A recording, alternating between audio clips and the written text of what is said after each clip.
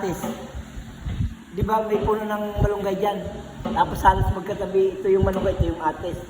Tapos dito papaya. Dalawa yun na magkatabi na nakadapa eh. Yung una, doon talaga bumagsak sa pagitan ng, hindi nakatawid ng ano, ng mangga. Tapos hindi nakatawid dito sa malunggay. Tapos sa atis. Dito bumagsak sa gitna ng, ito yung atis, malunggay, atis, papaya. Doon talaga bumagsak.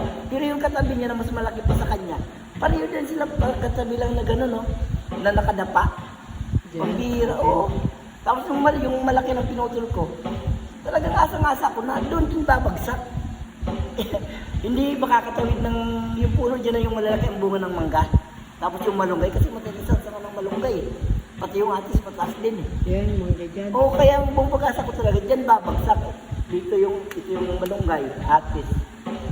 Tapos papaya. Dito talaga, kung akala ko dito talaga babagsak. At saka, mas mataas yung ano, yung puno ng ano, yung tuktok ng puno ng ano pa, ng mangga. Isang talaga ito yung tuktok ng mangga, ito yung kawayan.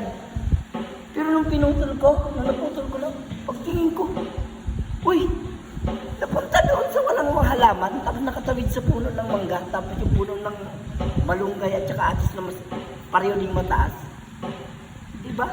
Grabe yung ginawa ng wala ko yun. Yung mga dyan. Hindi, yung bagong mag-anniversary.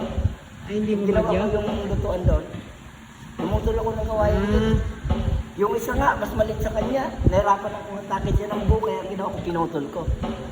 Pero yun, mas malaki yun. Asa-asa ko doon talaga babagsak sa binagsakan ng una. Kasi magkatabi lang ng dalawang kawayan na nakadapang ganyan. Nagulat na ako eh. Ito hindi kang hinig sa kanya.